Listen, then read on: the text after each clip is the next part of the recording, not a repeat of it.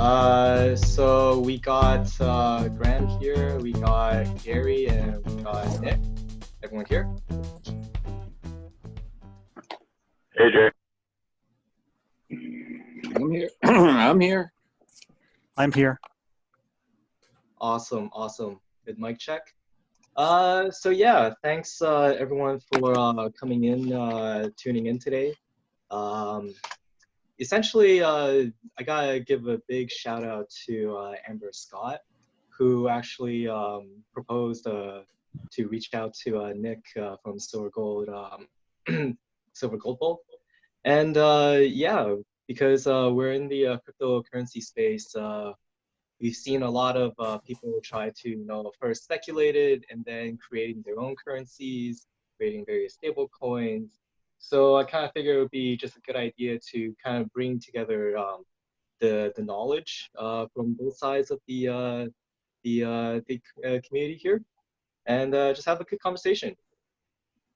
So why don't we start with just a brief round of introduction? Just talking about yourselves, what you guys do, your background, and yeah. Anyone want to start? I guess I can. Yeah, I can go. Yeah, go for it. There. Yeah, just an old guy, just kind of interested. I was into silver and gold for a long time, and Bitcoin came along a couple of years ago, and here I am. So money in the bank doesn't do you any good. So, we got gold, we got silver, and we got Bitcoin. So that's me, just an old guy. Nice and short. Cool. I'll go next. This is Graeme Moore. I'm the head of tokenization at Polymath. If you don't know about Polymath, Polymath is a company in the blockchain space. We make it easy to create and manage what are called security tokens, so blockchain-based financial securities. I'm also the author of the first ever ABC book about Bitcoin called B is for Bitcoin. So if anyone knows any 2-year-olds that need to learn their ABCs, go get them. B is for Bitcoin. It's a great book. I guess I can go next. My name's Nick. I'm one of the 4 guys that started SilverGoldBull pretty much a decade ago. Actually, I was in law school at the time. Did not expect this to happen, and it just started at the end of the '08 crisis. I'm not sure what else to say. We're in Canada, we're in the US. We don't sell Bitcoin.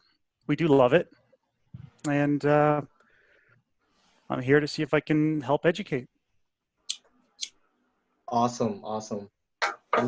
And yeah, for those who don't know me and my background, I basically got into the Bitcoin blockchain space in 2013.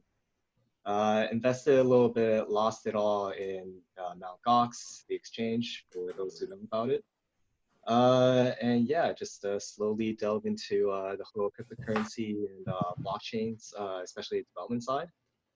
And yeah, let's just get started. So I guess we can't really have a any sort of precious metal talk without mentioning the recent price crash and what that's done to a whole bunch of dealers. I know I've got a few associates who work with Bitcoin Bay, and it's been quite a bit of a struggle if you're able to actually buy it at those times. But essentially, Nick, why don't you tell us a little bit about what happened in basically March during that price dip? It was a tsunami. It was honestly unbelievable. You basically had it. I mean, it's like the worst joke, but it's like selling toilet paper. It was nuts. Yeah. We all of a sudden went from, the last 3 years have been quite slow, relatively speaking, on new product. It's been a lot of fulfillment through buybacks. And then it started to ramp up fourth quarter 2019, first quarter 2020 was just starting. And then boom. I can remember it vividly. It was the 11th, I think that was a Thursday, and it started to get scary. The 12th was unbelievable. Like it was literally everybody was on phones, partners, everything. And then the delays started to happen. The Monday we did a month's worth of business on Monday the 16th. And then it just snowballed. Like, credit to my partners. They were basically, it was like 24/7, just trying to get product from anywhere and everywhere we could live. It was, it was something I joked about it earlier today. I could write a book on basically between the 12th and the 31st. And even this month has been unbelievable, but nothing like March. It was a combination of price crashing and an inability to get product because most mints were running skeleton crews. Then the shutdowns started to happen to flatten the curve. And then it just became, well, it became silly, really, for all intents and purposes. There was lots of physical above ground, just no capacity to refine it. And then as we moved into April, one of the big things that we saw coming but didn't really expect it to have quite the effect that it did was the logistical issues. Just moving product around became a nightmare, whether it was to end customer, bringing it across borders, because as I mentioned, we're in the States as well. We operate out of Las Vegas as well as Calgary. So even intercompany transfers were extra days, just everything that could have been a problem was, but at the same time, it was unbelievable right now to be in this space. Yeah, I know a friend of mine actually went out to a few of the stores and just basically rated all of the dealers and what they had on the cheap prices. So definitely only lasted for basically a day or two before essentially all the supply was lost, well, sold out. Now, Gary, I know you also work for a bullion dealer. Can you just talk a little bit about your experience in that? Yeah, well, I work at B&W Coins in Brampton. And this year it has gotten, Nick was correct, everything just went crazy. We went from maybe 3 calls a day on bullion to 15. Our stock was quickly run out. We're able to get a little bit, and I think some of it has come through Nick, through another guy. But it's still pretty crazy. Prices are, as far as I'm concerned, they're a little bit high. But you have to look at getting product, and so we have to pay a little bit more to get enough stuff to sell to the guys that come in maybe the next day or 2 days later, and yeah, it's getting crazy. Awesome. But Well, one it's good to know that problem you guys are still busy for the moment. What's been the premium been like? Well, premiums are here, like at the shop, a little bit higher than Nick's, so not much, a little bit more. We kind of use his site as one of our price guides. Watch that and watch his stock and that sort of stuff. By the way, Nick, do you have any silver bullets in? You caught me off guard. I can have a look. Honestly, I wouldn't even know. I wouldn't expect it. Okay, I didn't think so. I don't think they've been around for a little while, but people always ask for them, and it's always nice to have those little extra items. Truth be told, the one thing I'll add about pricing, because it has been really confusing for people, is that there were dynamics that played out in this market, which, again, you can take our word for it. I think by all accounts, we're the largest dealer in the country now by quite some margin. We also have one of the bigger, faster growing companies in the United States, but we're still a decade of experience.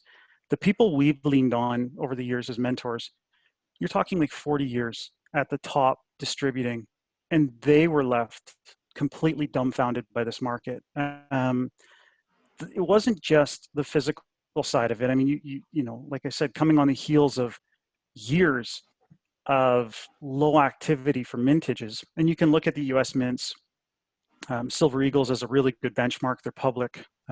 It's, you know, from the top of 50 million ounces a year to, you know, 5 or whatever it was at the bottom. It's dramatic. But what nobody anticipated was the pricing carnage that would happen because of New York being shut down, London being shut down, and futures markets completely going bananas in backwardation. So the net effect was you've got risk from people ordering like crazy, more emotionally than logically in some cases. You've got logistical issues, incoming and especially outgoing to end users, where you can't have signatures anymore, and there's all kinds of problems there. You've got pricing mayhem for hedging, and then you have premiums going up from refiners, mints, distributors, everywhere.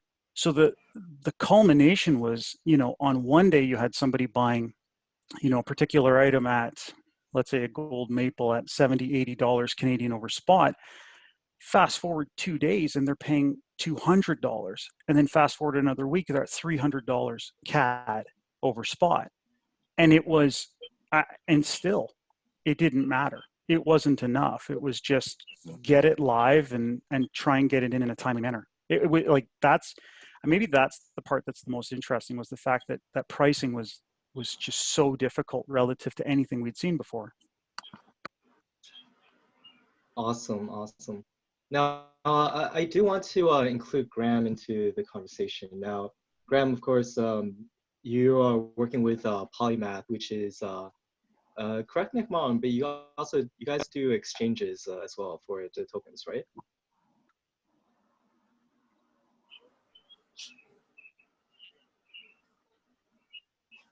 Graeme? Did we lose him? I think he's muted. Oh. Let's see if we can unmute him. I think he needs to do it at his end. Okay, there we go. Yeah, I Okay. kept pressing unmute, but I think you overruled me and you had me muted or something. Yeah, so we don't build exchanges ourselves. Really what we're focused on at Polymath is building the necessary infrastructure for financial securities to exist on blockchains. And so you have things like Bitcoin and Ethereum, et cetera. These are completely permissionless networks where anyone can send anything from anyone to anyone any time of day, regardless of any restrictions that might be in place from governments or agencies, et cetera. So what we're building at Polymath is the necessary infrastructure to enable the rules and compliance inherent in financial securities to actually be adopted and be used on chain. So for example, if there's a 1-year lockup on a specific security, you can, with Polymath, click a few buttons and ensure that that security can actually be locked up for 1 year. So just ensuring that there's all those KYC and AML compliance and other procedures that you need to follow in the capital markets, that they can actually be followed, and they can be followed very easily using our tech. Right. Now, I do want to ask, so we've known in the Bitcoin space that price volatility is almost I wouldn't say daily, but a regular enough occurrence that a 10% drop is almost like, oh, it's only 10%. Now, how do you see the dynamics of these kinds of exchanges that trade essentially live all the time, and providing the kind of quote unquote global liquidity on well, as we said, on a global scale? How do you think that would affect a lot of these like price making or price discovery mechanisms?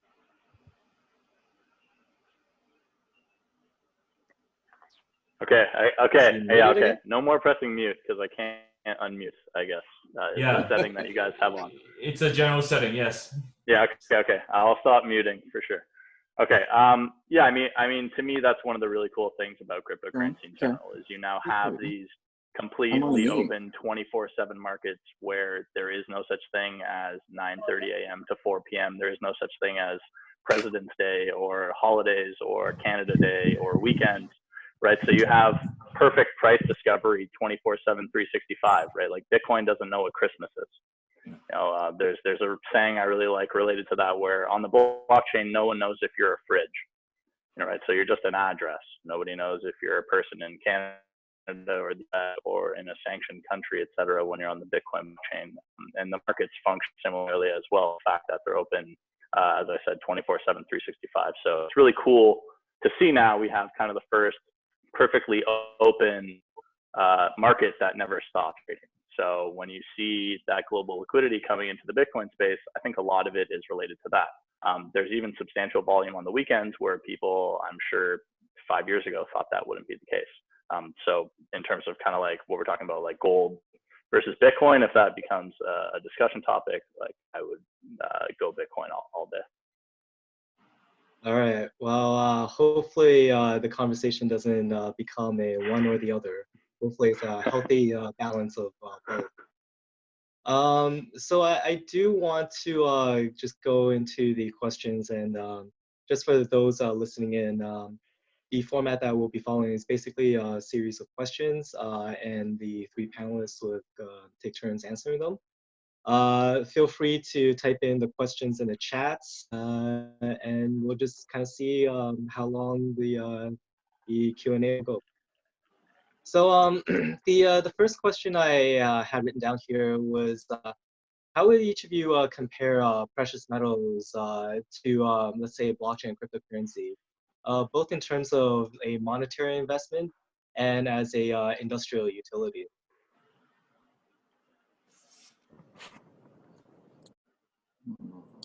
Does anyone want to take a crack at it? I'm happy to go first. So two sides: monetary investments and the industrial utility. So Bitcoin is, in my opinion, and this is what a lot of people talk about nowadays, Bitcoin is the internet of money. Right? So we have the internet, which makes it easy to communicate and store information anywhere in the world. You can talk to anybody any time of day. It doesn't matter where you are. It doesn't matter where they are. We don't really have that for money today, right? We don't really have that for finance. So Bitcoin is created that sort of out of thin air when Satoshi Nakamoto created Bitcoin a number of years ago. So in terms of kind of the industrial utility, like what can gold do? Well, you can like put it in a vault. You can look at it. It looks kind of nice. You can make it into jewelry. There's some industrial uses, like it's used in some machinery, but nothing that I would say is really anything to write home about. So in terms of the industrial utility, having the ability to send value anywhere, from anywhere, instantaneously, without the possibility of censorship resistance, is a complete game changer in terms of how we communicate using value around the world. Right? So there are some recent articles I was looking at. People are putting hundreds of millions of dollars of gold bars into jets and flying them around the world. Right? To me, that makes absolutely no sense in the age of the internet, where we now have something like Bitcoin, or I can literally click a button and I can transfer $100 million like that and pay maybe $1, $2 in fees. And the funds will arrive where I want them to arrive in about 10 minutes. So in terms of industrial utility, Bitcoin is by far more exciting in terms of what it's able to do. Then on the monetary investment side, I think Bitcoin and gold are very different. Both have their pros and cons. So when we're looking at gold, gold's been around for more than thousands of years, right? And people have valued it appropriately for more than thousands of years because it has a very beautiful and easy to describe use case, right? It's a store of value. There's a limited amount of it. People have valued it for a very long time, so they will most likely continue to value it into the future. So in terms of that monetary investment, I don't see really gold going 100x, right, over the next 10, 20, 50 years, but I don't see gold going down 99% over the next 5, 10, 50 years. Whereas that is possible with Bitcoin, right? So Bitcoin, I could see going 100x over the next 50 years. That wouldn't even really shock me whatsoever. But I could also see it going down 99% over the next 10 to 50 years, and that wouldn't really shock me either. Personally, my entire net worth is in cryptocurrency. Like literally 100% of my net worth is in crypto. I do not care whatsoever if this kind of whole thing explodes and goes down and I go down with the ship. I'm totally happy to do that because I understand that the bet I'm making has the potential to be completely life-changing in the next 10 years. So industrial utility-wise, Bitcoin better than gold by several orders of magnitude. Monetary investment-wise, they're completely different. Gold can give you a very great, stable store of value. Personally, I think people should have some amount of gold in their portfolio, whatever that amount they're comfortable with, right? Because it's probably not going away, and it likely will do well in a hyperinflationary type environment, which is potentially going to happen over the next couple of years. Whereas Bitcoin, on the flip side, could go down to essentially zero, right? Could go down 99%. I wouldn't be surprised. Could also go up 100x. Wouldn't be surprised. So completely different from that aspect. Well, I think one thing we can all agree on is the paper money is definitely going down the tube, and the only value for that is either burning it or using it for toilet paper. So now, of course, gold isn't the only precious metal that's being invested. There's also silver, but also other ones such as platinum, palladium. I think one company's managed to come out with a rhodium coin or something like that, which I heard was kind of hard. Try buying and selling it. Yeah, it's impossible. Yeah. Yeah. So yeah, Nick, I kind of want to same question throw it to you, and what are your thoughts on that? Yeah, I'm. To be honest with you, I'm not. For anybody that's hoping that I'm going to be really sort of adversarial to Graham's position, not really. I mean, the long and the short of it is, I think he's more or less spot on. The only part that I would say I might add on to it a little bit is you can't discredit the industrial uses for something like silver. They're many, they're well noted. It's probably one of the more important metals in existence. From that perspective, industrial military complex, medical, et cetera, nanotech. But generally, yeah, precious metals, I think the thing when you're talking about investment is I try and caution people personally about investing in precious metals as opposed to hedging with precious metals. And I do definitely think that there has to be some in your portfolio, but there also has to be a limit to it. You know, a hedge is only a hedge until it becomes exposure. With regards to, you know, juxtaposing that with cryptocurrencies, Bitcoin in particular, again, I agree. It could go up by many fold. It could also presumably and potentially go to zero. That's not a 50-50. It's more likely to go up than down. But, you know, again, there's a certain risk tolerance that you have to both types of assets. And there is definitely an advantage to Bitcoin in terms of its, you know, its efficacy of use when it comes to trade. It's instant. It has a lot of capabilities that, at this moment in time, gold hasn't quite figured out. For however old it is, 5,000 years old, it just has not figured out being, at least in modern times, I guess a medium for transactions, which Bitcoin is becoming every day more and more so a really good avenue to go when you don't want to use the Swift system. So I'm pretty much on the same page. I agree. I'm obviously more of a gold guy, but that probably just speaks to my personality as opposed to Graham's. Probably more conservative. Although I have to say that I'm probably overexposed just by virtue of the fact that I own it. I have always had a soft spot for miners, and I own a company that sells it. So. Well, I think one thing with physical gold is that, and Bitcoin, if I had an ounce of gold or a Bitcoin, I could move the ounce of gold here in my local area a lot quicker than I could than Bitcoin. You know, Bitcoin is fine for long distance. Nick, I can, you know, spend my Bitcoin there. You'd accept it and send me some gold, you know. But as far as getting cash is concerned, for Bitcoin or gold, I would say gold is like 5 or 10 times more easy than Bitcoin. Realistically, in Toronto, Georgetown, Oshawa, nowhere accepts Bitcoin. Yet I can go to 10 or 15 places that'll accept gold, you know, if I needed some money to spend. So that's kind of the gist of it all. Now, Gary, are these places places where you can actually spend the gold for other goods, or is it just getting cash out? Well, no, I'm just mentioning if I had a Bitcoin, if I needed money and I had a Bitcoin, I think if I wasn't me, if I didn't know someone who was into Bitcoin pretty heavy and I could call anytime and get some cash out of them. But if I was average Joe, didn't know a Bitcoin guy or didn't know a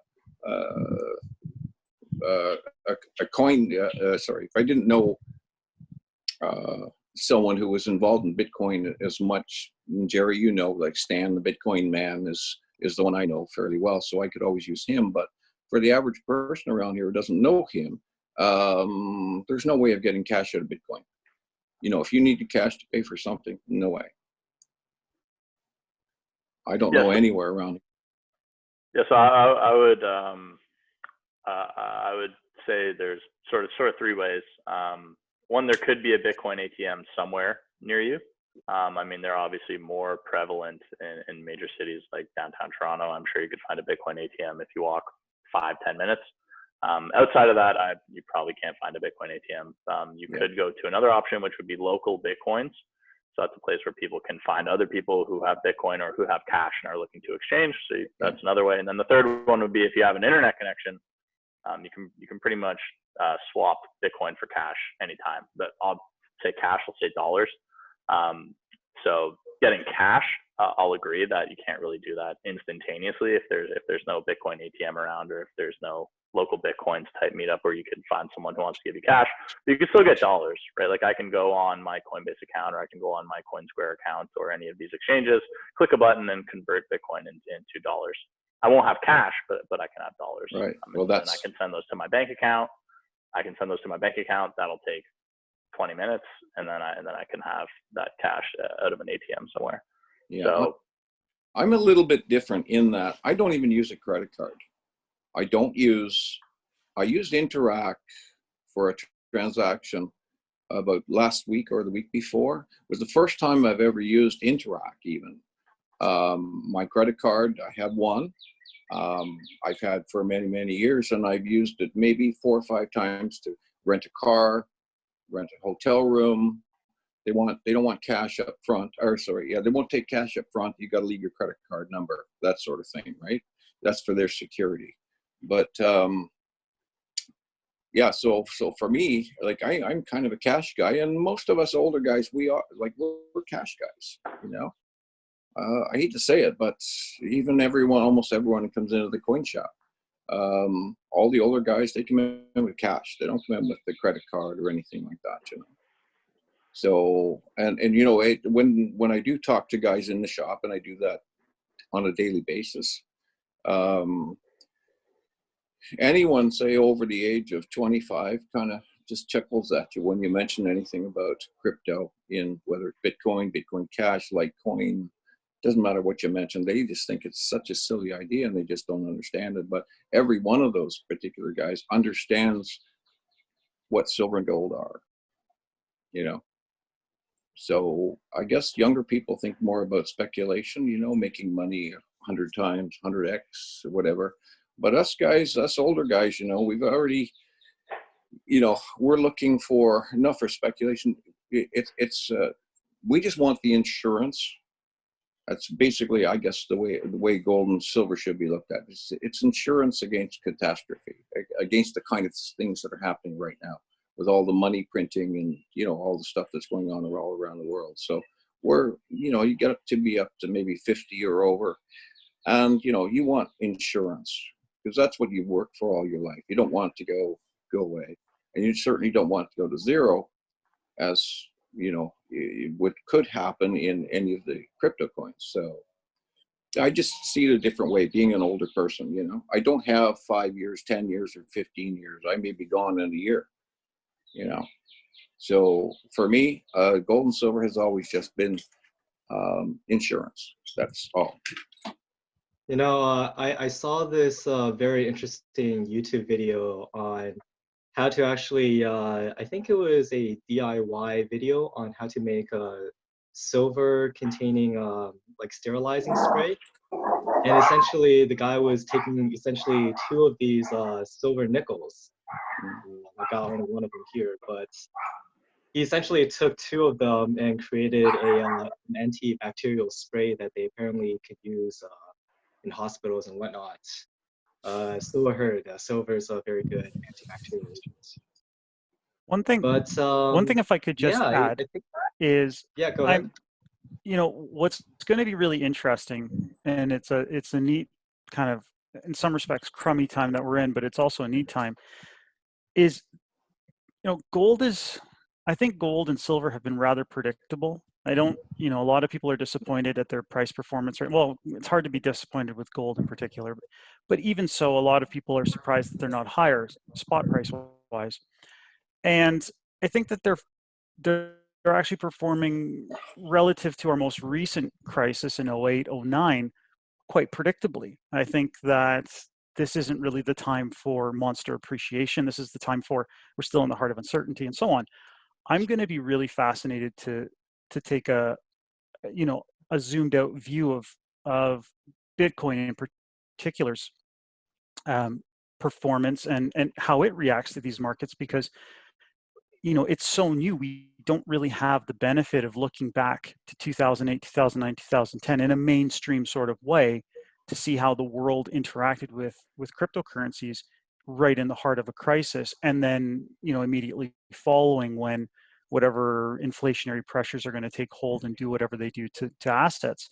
So I think this is a really neat period in time where, you know, there's been lots of oohing and awing and speculation and you know, everything over cryptocurrencies, and now it's going to be time to see how they do in times of crisis and ultimately in times of presumably high levels of inflation too. Yeah, so I think the hyperinflation, you know, especially with money printers going burr everywhere around the world, it's definitely an interesting way. Definitely for sure, everyone's trying to jump the boat somehow. Some people are stocking up on toilet paper rolls, so who's ever thought of that? So I think that helps us transition to the next point I want to bring up, which is, you know, for a lot of the people who are kind of new to this type of investing, and I guess Gary, I can start with you because you probably have the most experience with this. But what would you say are the major differences for people buying and trading precious metals versus these kinds of cryptocurrencies? I think I really don't see interest in cryptocurrency, to be honest with you. I try mentioning to almost everyone I see, everyone I talk to, but there's really not much interest there. They just don't understand what they do.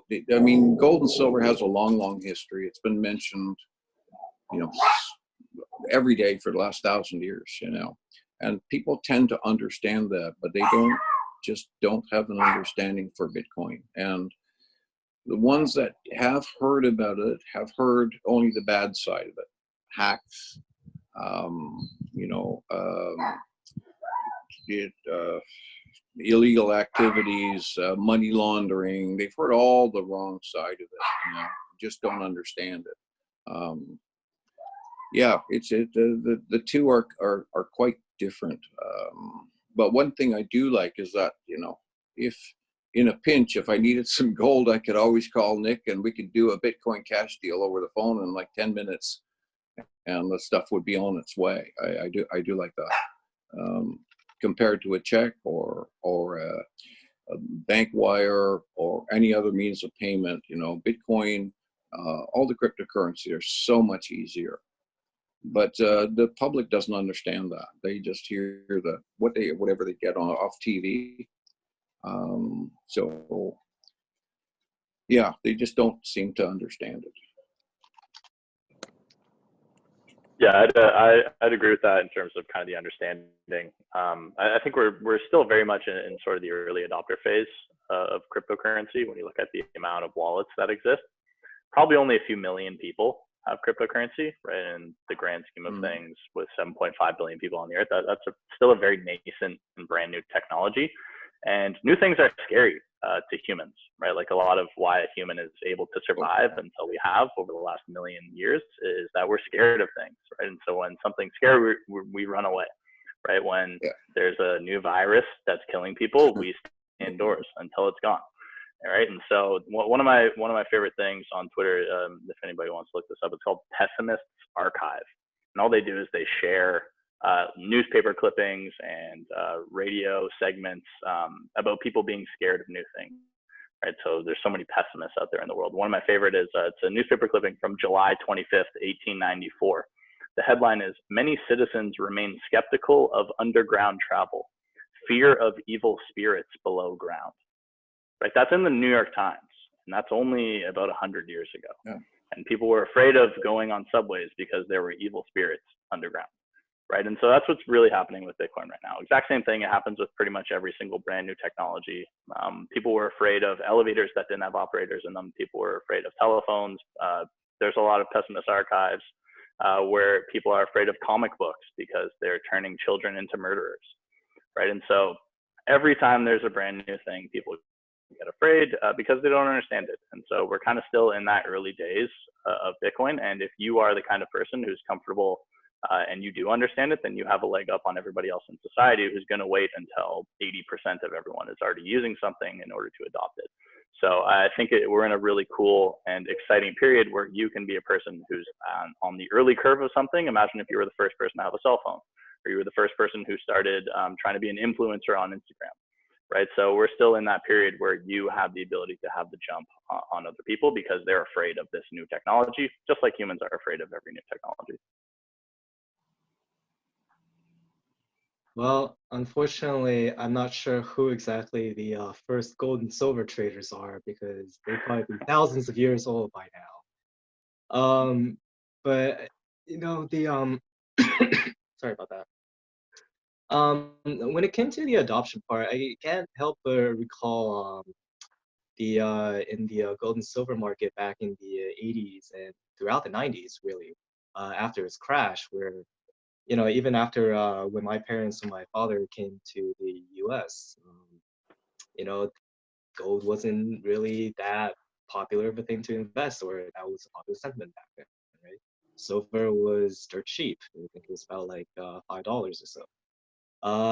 And I think like what we've seen in the Bitcoin and blockchain space is that the kind of interest really comes in when prices start skyrocketing, right? Like even right now for 2020, the prices are fairly low, and relatively speaking, the interest isn't so much there. At least compared to 2017, we have like hundreds of thousands of people showing up. You have just essentially it would be like the dot-com boom type of parties.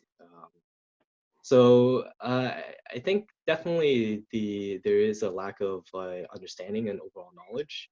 But I think there is a little bit of a pattern here, right? Where at some point you need the markets to kind of stabilize, especially in terms of the traders, right? Like all the dealers that are out there. So yeah, I think that would bring a very dynamic. Now, just in terms of trading the precious metals and versus the cryptocurrencies, obviously trading the cryptocurrency is fairly straightforward down the line. But we have seen various cryptocurrency assets being quote unquote like pegged, or they're like stable coins compared to the regular stuff. So just in terms of how do you like what are your thoughts on the trading aspect, and particularly with the settlement that we see in the current precious metal market? Well, I'll touch on the previous question first in terms of the difference between people buying one versus the other. I don't know. I mean, I understand that a lot of people buy cryptocurrencies for the long term, but that 24/7 price discovery, the never ceasing markets, if you don't have a ton of conviction, it can be really unsettling. And so that makes it a very different experience than precious metals, where if you look at the top of silver versus the bottom of silver, that's a monumental loss in value. And then conversely, if you bought at the bottom and sold at the top, it's the flip side. But by and large, day after day, they're relatively stable. And so it's a different mentality. The one you're getting into, crypto out in and out as much as you want, and there's no holidays. With precious metals, it's relatively stable, but you do have this other side that you have to contend with in the physical space, and that is premium. There's no getting around the fact that premium actually, dramatically influences the activity. You're probably not buying from SilverGoldBull, and not discounting the fact that right now premiums are extraordinarily high, but even in times of low premiums, you're still not buying from SilverGoldBull to go and turn around at a 5% appreciation in price and sell, because you probably didn't accomplish anything. It's just not like that. That whole physical, tangible, that bit of heft in your hand when you put a piece of gold, silver, platinum, or palladium into it, that comes with an associated cost. So right away, like off the hop, you get into a different sort of mentality where one is, I'm buying it, chances are I'm not going to sell it for a while. You get that conversation all the time. Oh, I'm never going to sell. Whereas with cryptocurrencies, you could very easily buy it, say I'm going to hold it forever, and if it goes up 10%, you say, I'm going to get out, because there's just no harm, no foul from it.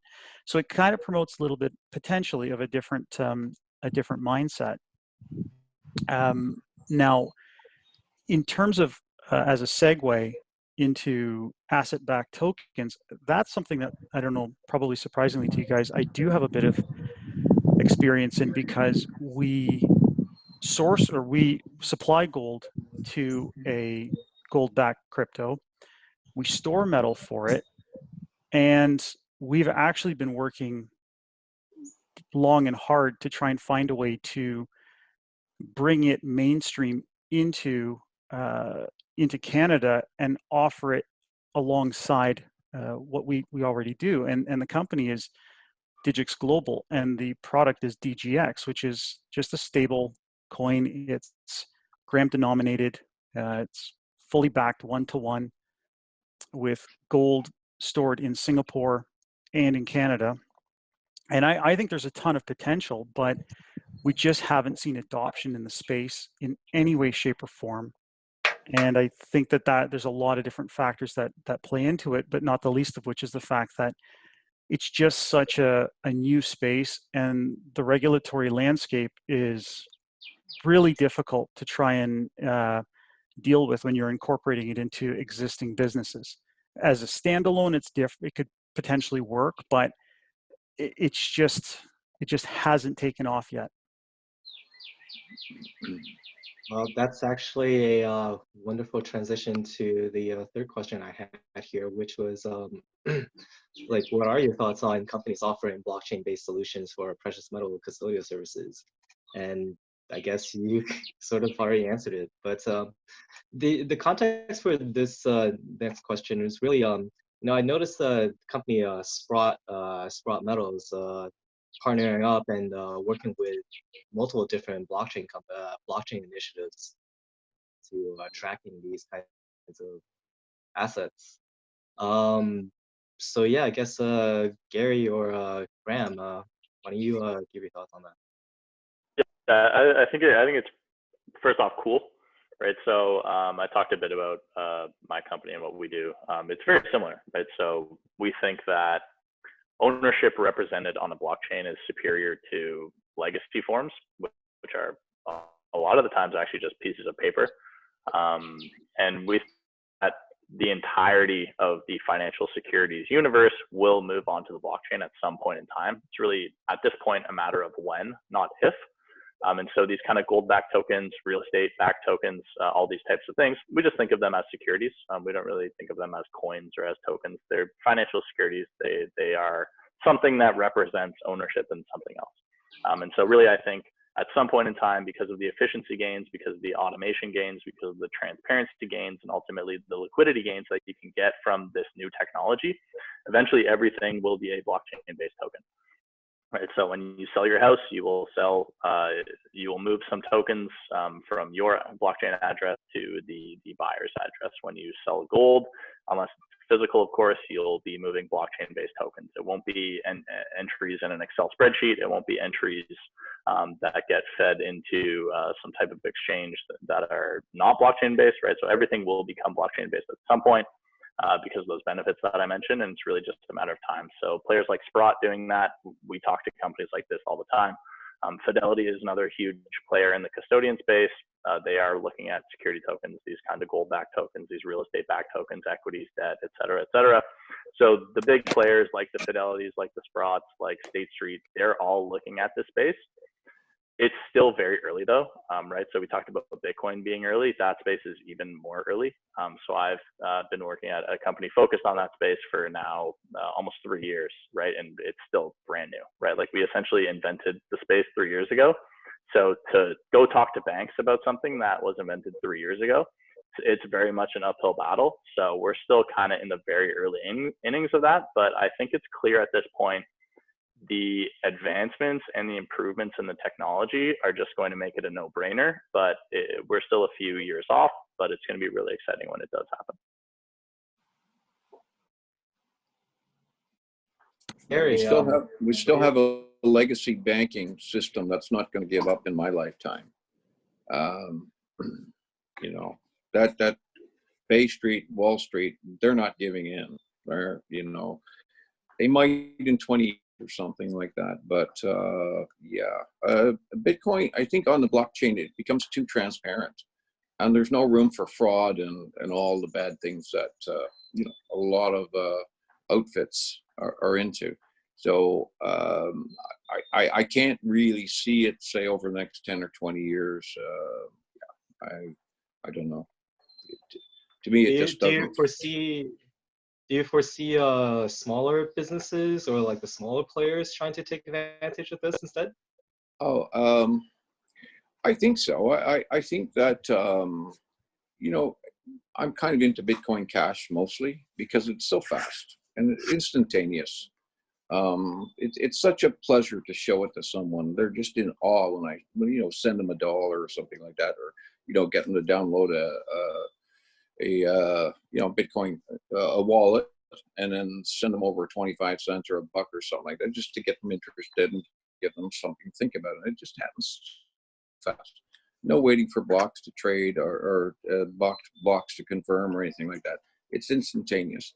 And I think over time, I think because it is that way and it's very cheap, I think that, you know, possibility small businesses will get into it, but I that's still going to take some time.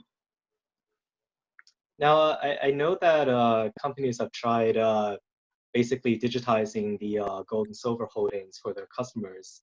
Gold Money, for one, is, I think one of the earlier players involved in this space. I know they actually had bought out a company here in Toronto called BitGold, who was actually that company was going around to the Bitcoin meetups back in 2014 and 2015 promoting it. So I'm sure I got some gold drops from their enrollment program, but not sure what the status of that is, to be honest. That's quite different, though. I mean, it's digital gold, and it's great. There's nothing wrong with it. But when you're talking about actually putting gold on the blockchain, it's just right now facing some hurdles that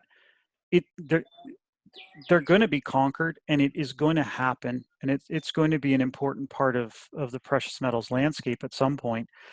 But you need, like I said earlier, you need buy-in at a certain level from and more understanding from regulators, because it's at present there's the risk that it's going to be dealt with in too restrictive a manner, where with precious metals we have to worry about FinTrack.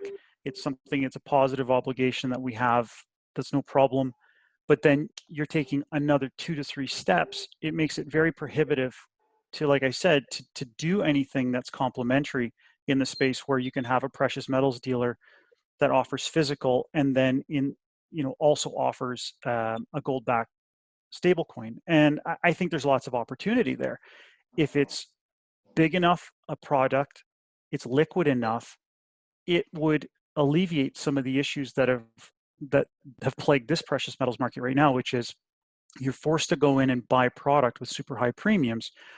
Whereas if you're buying gram gold, that is, gives you the security of the blockchain, and potentially, for people that don't want to hold their own private keys, wallets, etc., you can work around that with some custodians that exist and have, create a space that works for everybody. But until you get adoption and until you gain some traction, you end up kind of forced to, it just doesn't work that well. We need basically a landscape where there's understanding that I don't believe they have to be a security token. And I think that regulators are kind of there, kind of not. They're on the fence about it. And that uncertainty is really what's killing the potential of moving forward with something like this. But I think in this market it would have been huge. I think there would have been a lot of people that would have diverted their cash from buying coins and bars at these premiums into going into Graeme Gold, riding out this uncertain time in production, and then convert them down the road, be it 6 weeks, 2-3 months, whatever, into the physical that they wanted for delivery. Plus, again, I work with one that is redeemable in 100-gram bars or in the kilo bars that back it, which again is another win. So I think there's tons of potential. Now I love so it's 100 grams that's being backed right now. Oh, sorry. No, it's gram denominated. So each It's DGX, per gram. yeah, per gram, and then it's 101 DGX to redeem a 100-gram gold bar. Interesting. Yeah, because one of the things I've been interested in is playing the ratios of essentially what would be the Bitcoin prices to the metals. As some people may know that there are people who play the gold and silver ratios out there, and it's funny to note how it's absurdly high it is right now for the gold and silver ratio. I think it's over 110 right now, I believe. Yes. But that also brings up an interesting point in that, gold and silver, unlike Bitcoin, it is physical. It comes from somewhere and has to be mined out. And while there is a concept called mining in Bitcoin, it's not exactly the same as in the precious metals market. So, for example, I think Nick, you mentioned the different denominations of the gold and silver that you can redeem it for. I think the COMEX and the LBMA, they deal with 100-ounce bars and 400-ounce bars. Is that correct? There's something around those range. Yes. Yeah. So definitely the different forms of the precious metals definitely plays a factor. Whereas in blockchain in different cryptocurrencies, it's just whatever the mining reward for that block happens to be. It's very programmatic that way. But then again, there are other aspects such as running the operations of a mine and doing all those processing. So I guess the question goes out. How would you compare the mining aspect of both precious metals and blockchain and cryptocurrency? Economically, logistically. Any other thoughts on that? I've got one point that I want to make that I think is pretty interesting, and it's related to Bitcoin stock to flow and gold stock to flow. So if anybody doesn't know what stock to flow is, so stock is the amount of the asset that exists in the world right now, and then flow is the amount that's being created each year.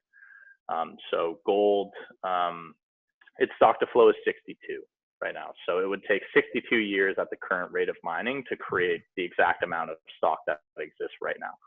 So that's why gold is so highly valuable, right? That's why gold is appreciated by so many people. It's because it has the highest stock to flow of any asset that we know of. Silver is around, I believe, something like 22. So it'll take 22 years at the current rate of mining silver to create the current stock of silver that exists. Bitcoin stock to flow right now is 27. So it's not quite gold, but it's a little bit better than silver. In 14 days, that stock to flow goes up to 52. And then in 2024, Bitcoin stock to flow goes to 113. Right? So Bitcoin becomes more scarce in terms of its stock to flow ratio in 4 years from now than gold can ever be. And Bitcoin's mining schedule, the amount of new Bitcoin that's created every 10 minutes, it gets cut in half every 4 years.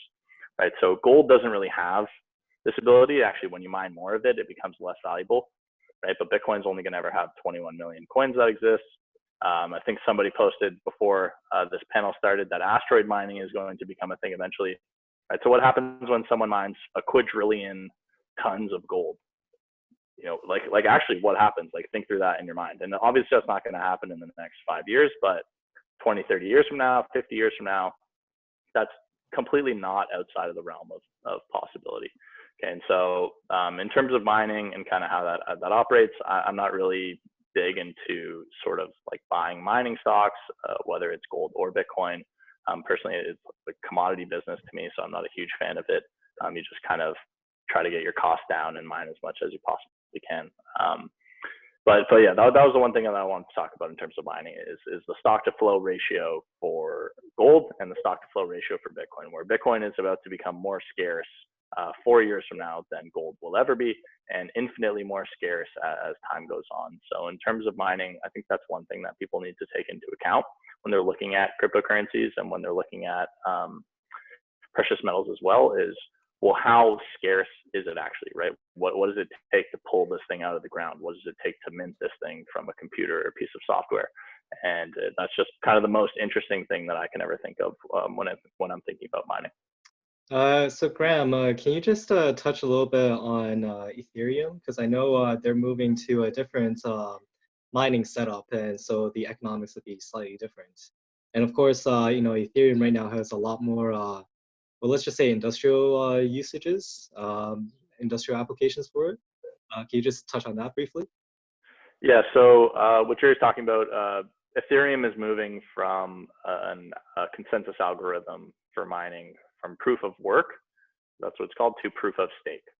So in Bitcoin mining and Ethereum mining today, what the miners do is they prove that they did some work when they found an answer, and then they get rewarded with new Bitcoin, or they get rewarded with new Ethereum. And so what Ethereum is moving to is a consensus algorithm where you prove that you stake your Ethereum, so you put it at risk, and you provide security to the network, and the network says, hey, thanks for doing that. We will now give you some more Ethereum.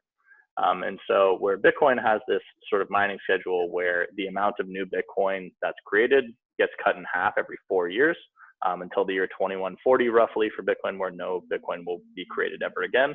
Ethereum is taking a slightly different approach where Ethereum's security model and their mining model and the way they view the world is, well, let's just create the smallest amount of Ethereum we can so that we can still have a secure network.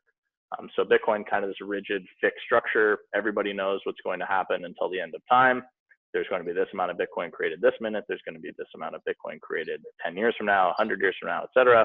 Whereas Ethereum is taking a more fluid and dynamic approach where they're saying, okay, well, we need to create this much ETH based on the price right now, based on the amount of computers that are on the network, based on the amount of throughput we want to achieve, et cetera, based on the amount of security we want to achieve. And so those are kind of the main things that you want to think about when you're looking at Bitcoin and Ethereum. Is Ethereum in terms of its supply and production schedule is taking a more dynamic approach, whereas Bitcoin is pretty much set in stone. Like a lot of people talk about, if anyone tried to change the 21 million limit on Bitcoin, it wouldn't be Bitcoin anymore. It'd be something else. And we would all tell those people who tried to change it, you can go on and have your new Bitcoin thing, but we're going to stay with the actual Bitcoin. So those are some things that you want to keep in mind when you're looking at those. Now, of course, there's also the mining cost, paying for the electricity and such. So that's also a factor to keep in mind. Gary and Nick, do you guys have any thoughts on the different economic aspects of it? Well, Nick did mention about the premium that you pay for on gold right now is quite high, and silver is, in ridiculous amounts. But with Bitcoin, I can remember back in 2017 where, there were a lot of people couldn't trade out of the Bitcoin because the premium was 100% of what they had in there. You know what I mean? Like we're paying $60, $70, $80 for fees. That could easily happen again. So, the fees, you don't know where the fees are going to go. Fewer coins possibly double or triple the fees. So we don't know that. So there could end up being a huge premium with Bitcoin, even though coins are down. The inflation is down. There could be a massive premium on using it. And that's one thing that's always bothered me, was that, it just costs too much. Some young guy in India, makes $5 a month, for God's sake, and he's lucky enough to get like 0.0001 of a Bitcoin.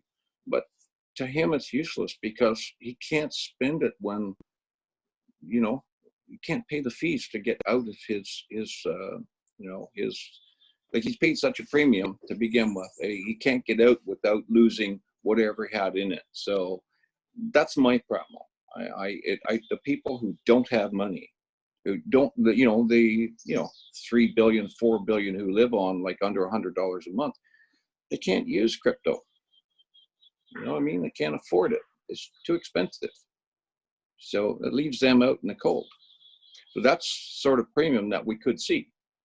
But we don't know that. We'll find out, I guess, in 3 weeks for the halving, what starts there, and go on from there, Oh, just a little point I was making. Yeah, I guess for gold and silver, it doesn't cost you anything to actually spend it. That would be the major difference. No, if I want to, well, if I go and sell it to my refiner, I'm going to lose 1.5%. But at least I know that in advance, But I can get money tomorrow, Now, Nick, I do want to ask, how much of a premium would you have to pay to convince the refiners and the miners right now to get started, given the current COVID situation? To get them started? Restarting. Well, see, that's one thing when we're talking about our market, it is slowly starting to come back. As I'd mentioned earlier, one of the big problems that plagued it was the fact that it had been quiet for the couple of years before, which really had just, it had caused a lot of problems in the space. Most refiners of any sort of real size are back up and running now. They're just running on limited shifts. Like the Royal Canadian Mint, my understanding is they went from 3 shifts to 2 with high sanitization in between. In Switzerland, Valcambi, Pomp, etc., similar sort of situation. So they're back up and running, but they're just slow. They're just slow right now. It's a slog for them to get product out. And then, as mentioned, there's other factors that just compound the issues across the board. But it, slowly, it's getting better. And commensurate with that, as long as the market does, like if we go and take another nosedive in metals, we're going to be right back to square one because a whole new round of buyers is going to jump back in. But if it stays relatively stable for a little bit, we may just see enough calm to get some inventories back in, get premiums back and somewhat in line, and we can resume something akin to business as usual. Well, let's definitely hope that. In the crypto markets in the past, whenever the prices start rallying up, you see a lot more activity going on. So hopefully with the gold market and the way it's looking, that could be a positive outlook. I think most gold dealers would tell you that in their experience over the last sort of 4 or 5 years, it hasn't been rallies that have sparked big buying, but it's actually been dips where, people are averaging down. They're taking advantage of a situation that, I don't know, they didn't think was going to come. And there is still this overwhelming sentiment among precious metals buyers. I think that even if the price goes up, it'll come back down this next time. It's done it before. It'll come back down again.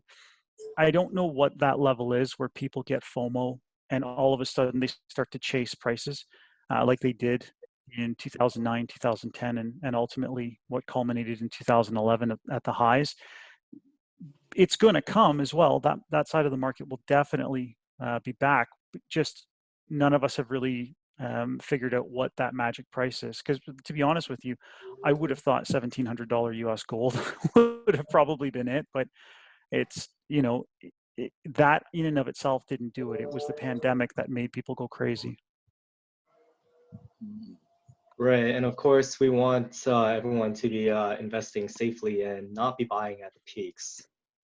So I guess the last question to wrap everything up, for those who want to get into investing in, well, let's just say diversifying out of fiat, what would you do, or how would you introduce people to precious metals investing and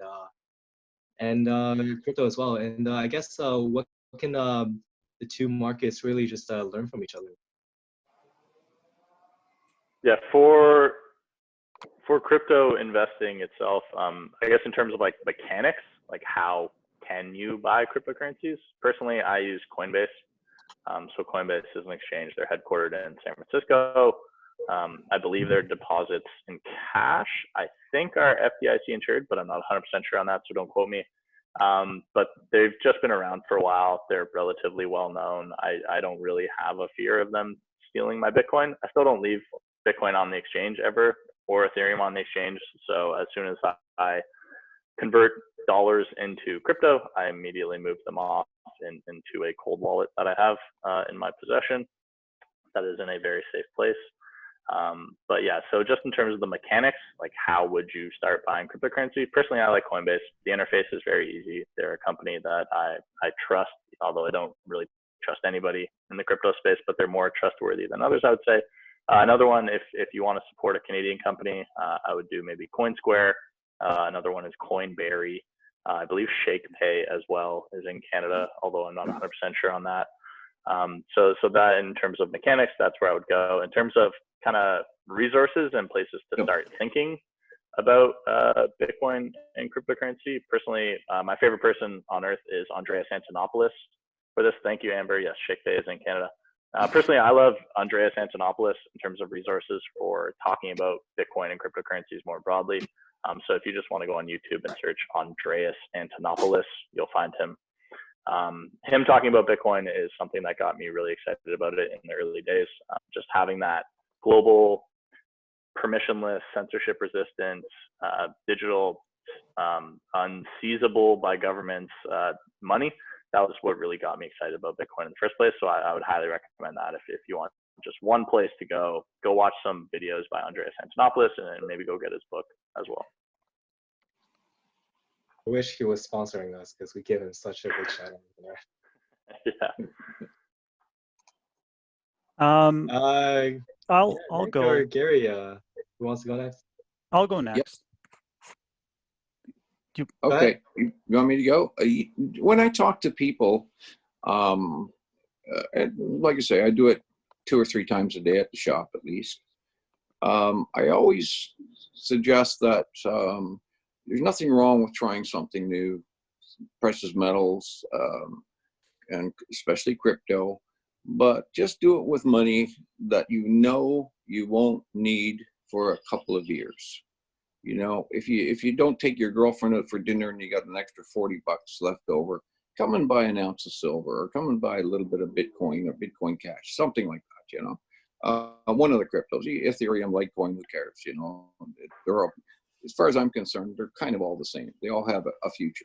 But only with, I tell them, only with money you know you're not going to need over the next little while. That's just advice that I give to people. You know, I don't want them to jump in and get like 15,000 Bitcoin, and next thing you know, they want, you know, they need to fix their car and they got to sell it, and you know, they have to start small, just little bits and pieces at a time, let it build up over a period of time, and just have that as an insurance against everything else that they're trying to do in life, you know, or all the other things that might go wrong in life, and they'll always have a little bit there. So it's kind of, you know, the way old guys think, I guess. For us, we you know, we talk to a lot of people. We, to the best of our abilities, we try and form relationships with our customers. But I mean, let's be honest, we're just a little bit shy of 150,000 customers at this point. It's tough, and so you know, the brief moment that lots of people order online, so you don't really know what their deal is, but lots of the people that you talk to over the phone, you can't really get a feel for what the source of the funds are.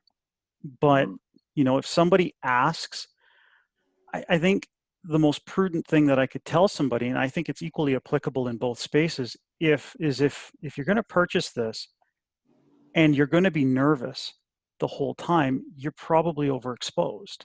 Like you really, to Gary's point, it is about, you know, in our space, because there's no trading, it's hard to trade a gold maple that's, you know, normally $70 premium to spot, as opposed to, or, you know, much much less 300, but it's very difficult to trade that.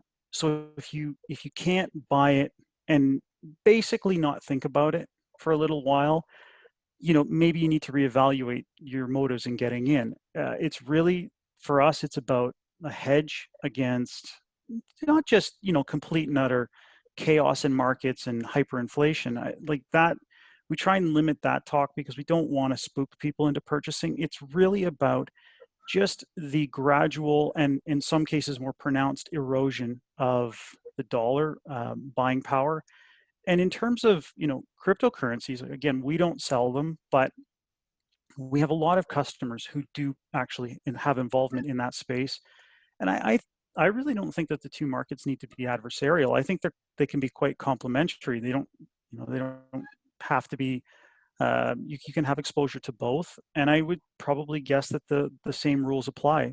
If you're uncomfortable in your position, you're probably too exposed, and you should limit yourself a little bit more. But having some of both and having them for what are probably the right reasons, as opposed to just pure and utter mindless speculation, isn't the worst thing in the world.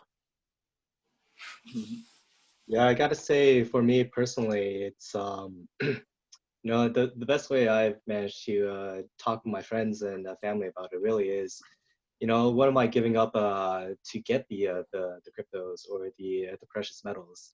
And it's a reminder that what we have right now is essentially just paper money, or not even paper money at this point. In Canada, we have plastic money. But it's the same kind of dynamic, right? Do we want to be overly exposed in dollar, right?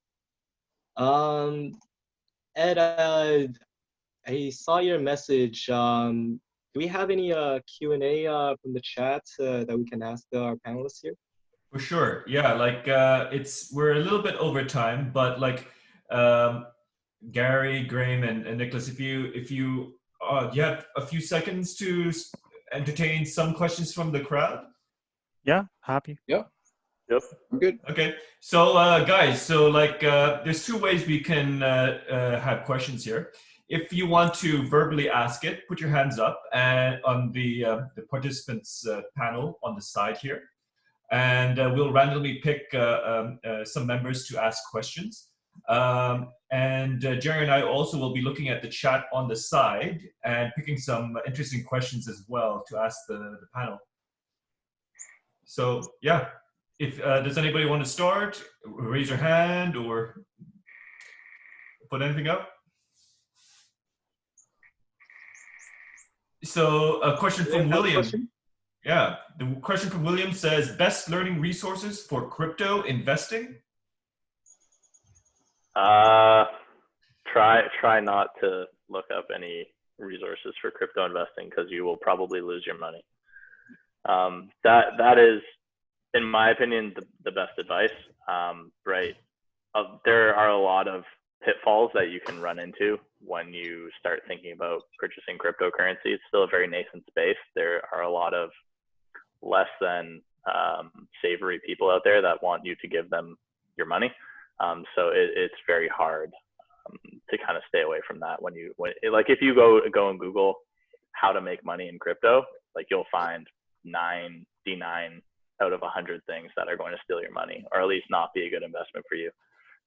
So again, what I talked about earlier was Andreas Antonopoulos. So there's a lot of good educators in the space, and they're not really going to talk to you about how to buy crypto necessarily, or really like how to 10x your money in a week, because those are usually big red flags for scams. You should probably go to the SEC website and look up how to spot a scam. Right, and then there's a checklist of 10 or 20 things that can help you learn what to stay away from. But yeah, I would really stay focused on the education, and less on the kind of crypto investing side of things, because that's a good way to get in the crypto world wrecked. Right, that's a good way to lose all your money. So I'd stay focused on the education. Remember that as a few of the other panelists spoke about earlier, take an amount of money that you're comfortable losing. Right, or at least that you're comfortable walking away for 5 to 10 years, and that's what you should be thinking about, quote, investing. Right, it's if you're concerned about the daily fluctuations in your net worth based on cryptocurrency or precious metals, you've invested too much. that was a really good point brought up earlier. You should be taking an amount of money, whatever it is, that you are literally comfortable lighting on fire right in front of you. That's what you should be comfortable taking, right? Whether that's $5, $10, $100. It differs by person, but that's an amount that you should think about investing. And then when you're investing, again, try to stay away from the here's how to make $1 million in a week with crypto types of things, and stay focused on the education. Think about why you're doing it, right? Why you're investing in cryptocurrency or why you're investing in precious metals. It's because you want to have that insurance policy against money print or go burr, right? You want to be exposed to this brand new technology that, in my opinion, is going to completely change the world on an order of magnitude similar to what the internet did. And so there's a very exciting investment proposition in front of you in terms of cryptocurrency, but make sure you stay level-headed. And if anyone's telling you that you're going to make tons and tons of money, run away. Let's get Akshay. For sure, I'm gonna unmute him. Asha, you're unmuted. Do you want to ask your question? Yeah, sure. So my question is regarding the DGX token that we discussed earlier. So I heard you guys saying that this token, it allows for a physical delivery of gold as well, and one token is equivalent to 1 gram. So I was wondering, like, is it currently a functioning product, or is it in some kind of beta phase that we have to go through? And a follow-up question is like,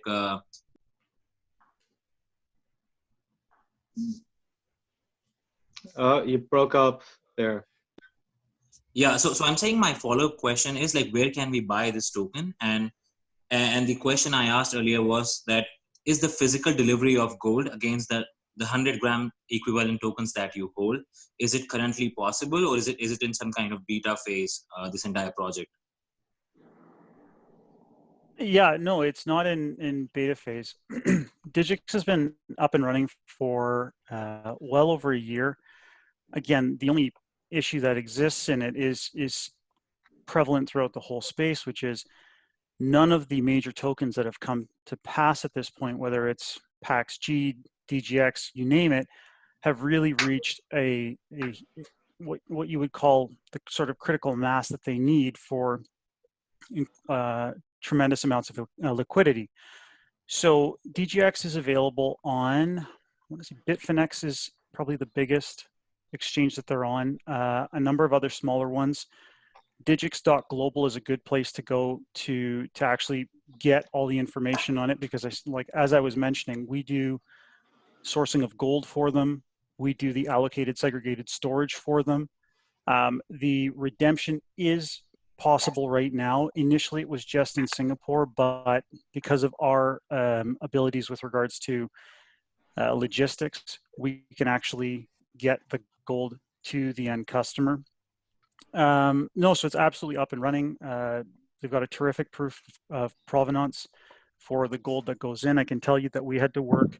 Initially, they started with Safehouse, and they still store with Safehouse in Singapore, which is great. We work with the Brinks network across Canada, in the United States, and in Singapore. And we predominantly store in Calgary, but we also store in Singapore. In order for Brinks to get online, they had to add some technologies and just completely change the process that they use for onboarding their kilograms of gold.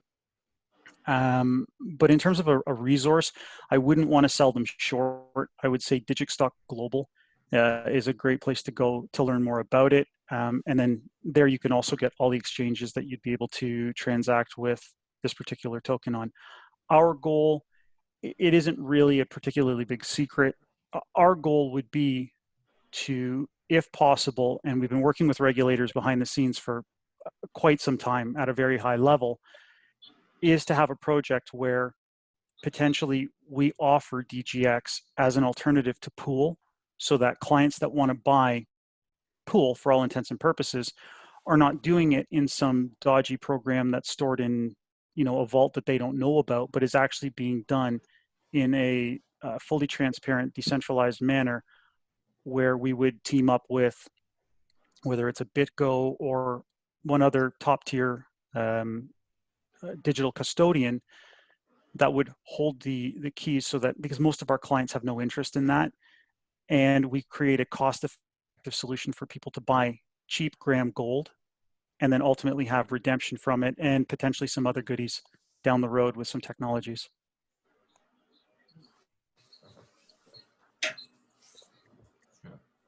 Cool. Thanks for that question, Nikolas. That answer, sorry. There's a question here. It's very, very interesting. Hang on, let me just pull it up again. What would the price of Bitcoin be if price of power goes to 0? No idea. Interesting. I have absolutely no idea. I mean, there would. So the price of power, the price of electricity, would definitely kind of factor into how mining works of Bitcoin. So as we talked about earlier, right, miners are essentially just racks and racks of computer servers that are contributing to the security of the Bitcoin network. They're solving mathematical problems, and when they win, they prove to the other miners on the network, hey guys, I won the puzzle before you guys. Here, look at the work that I did. And they go, oh yep, you're the winner, and then that person gets Bitcoin, or that server gets Bitcoin. So the price of electricity factors in a lot to how profitable miners are. So if the price of electricity and the price of power goes to 0, miners would just be insanely profitable, and the difficulty at which miners have to compete against each other to solve the problems in order to mine new blocks and include them would just essentially increase exponentially, right? Because the power cost goes out of the equation. So really the only cost miners have now is setting up the server farms, paying for rent, paying to keep them cold, but effectively paying to keep them cold now goes to 0. So yeah, I like, right, I don't know, is my long-winded way of saying I don't know. But miners would become insanely profitable. Maybe that would lead to some negative consequences that we can't foresee at this point in time, but I think that would be a cool thing. And I think if power and electricity was free, that would be a world that I would want to live in. Maybe Bitcoin would die for some reason. I don't see why it would, but I'd still want to live in that world if all electricity was free. That sounds much better than what we have today. I got a few more questions here.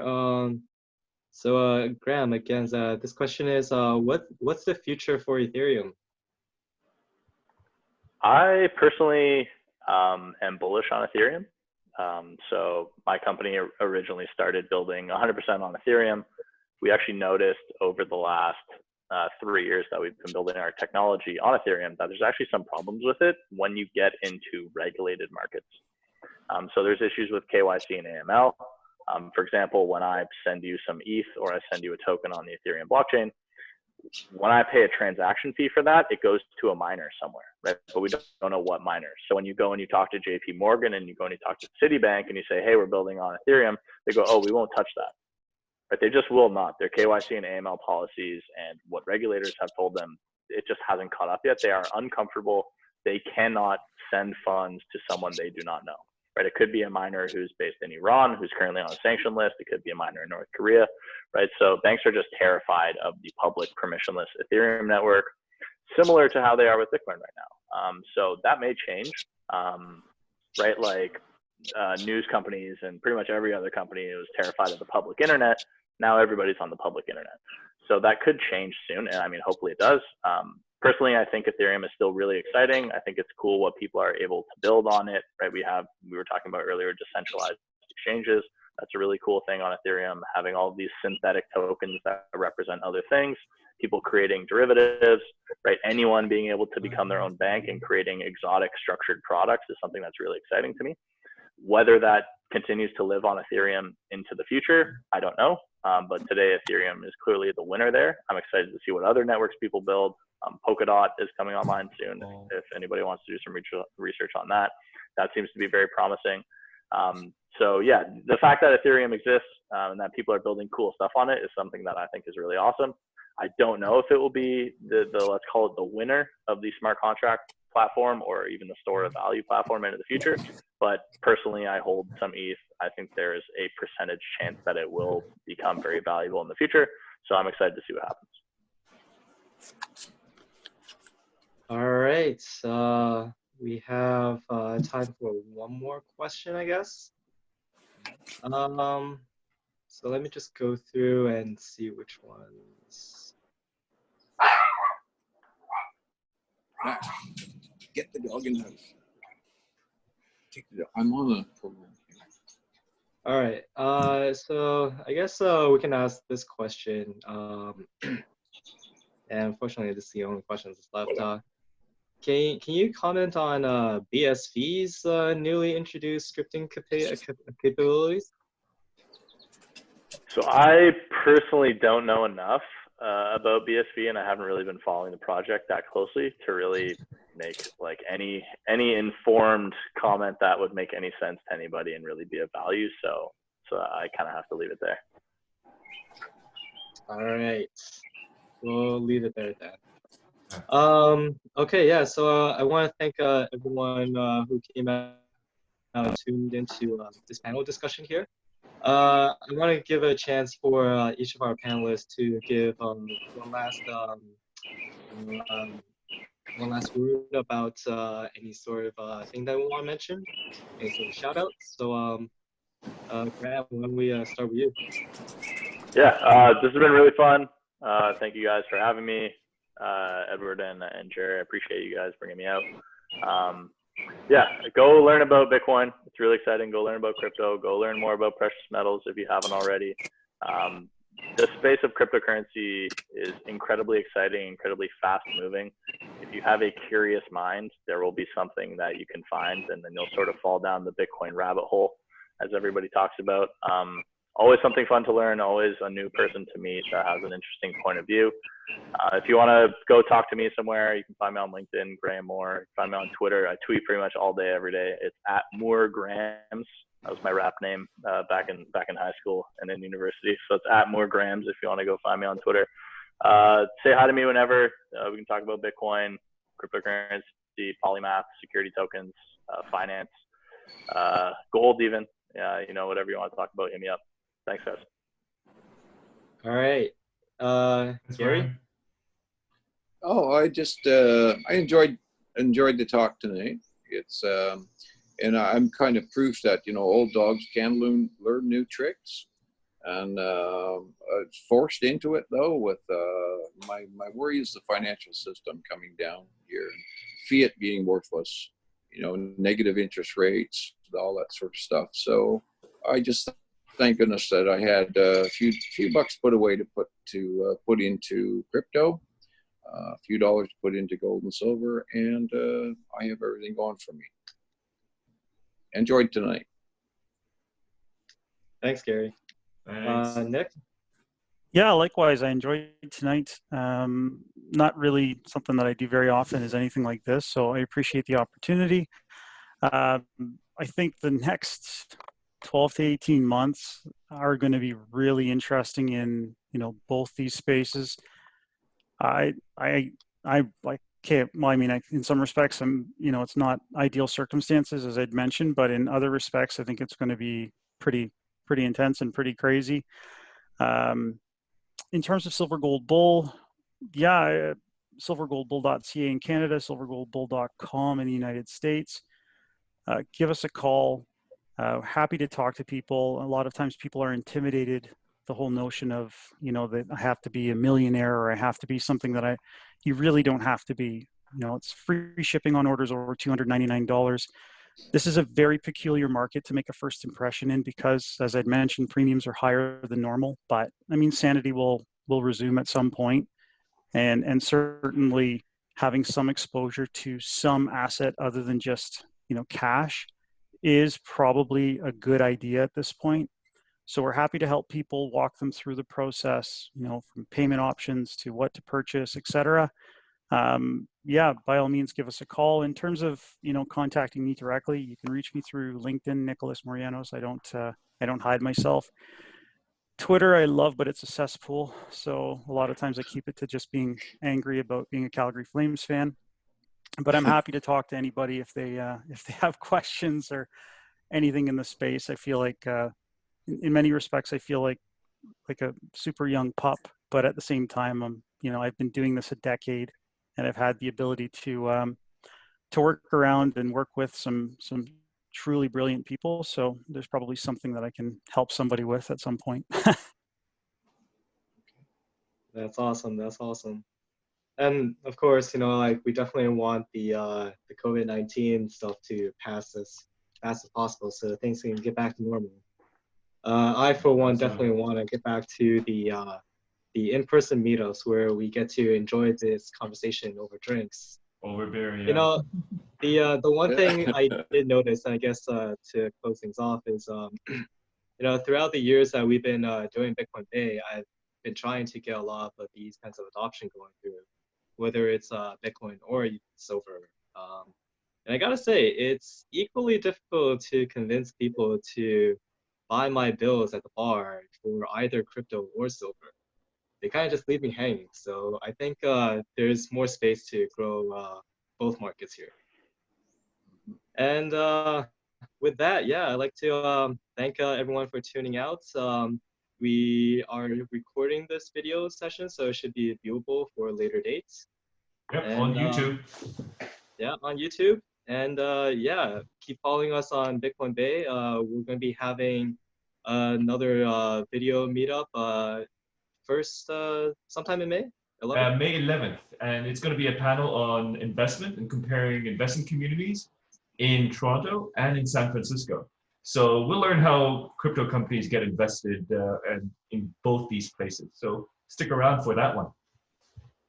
Hopefully there will be crypto or precious metal investment options. Yeah, totally. All right, guys. It was beautiful having you over. Thank you for your insight and sharing that with all of us tonight. You definitely had us much smarter before coming in. So thank you so much. And You're very welcome. Yeah, we'll all keep in touch, and we'll leave it at that. Have a good evening, everybody, and thanks for joining. Okay. Thanks, guys. Thank you. All right. Good night. Take care.